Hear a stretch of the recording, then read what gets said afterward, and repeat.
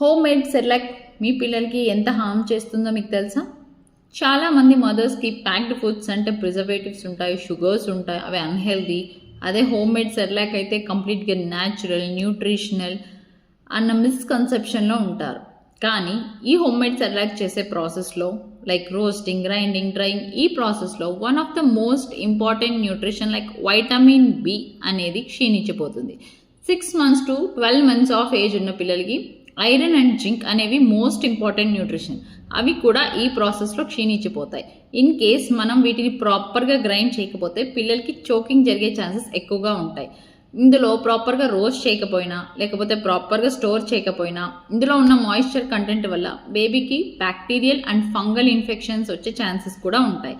ఒకేసారి multiple ingredients use చేయడం లేకపోతే కరెక్ట్ పోర్షన్స్లో యూజ్ చేయకపోవడం వల్ల బేబీకి డైజెస్టివ్ ఇష్యూస్ కూడా వచ్చే ఛాన్సెస్ ఉంటాయి. కోలిక్ అండ్ గ్యాస్ ప్రాబ్లమ్స్ కూడా వస్తాయి.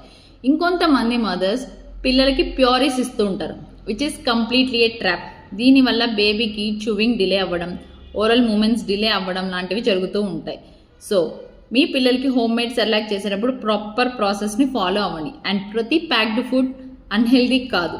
మార్కెట్లో ప్రతి ప్యాక్డ్ ఫుడ్స్కి ఇంగ్రీడియంట్స్ చెక్ చేయండి, లేబుల్స్ అన్నీ చెక్ చేసి మీ పిల్లలకి ఫస్ట్ సాలిడ్స్ హ్యాపీగా స్టార్ట్ చేసుకోండి. Thank you.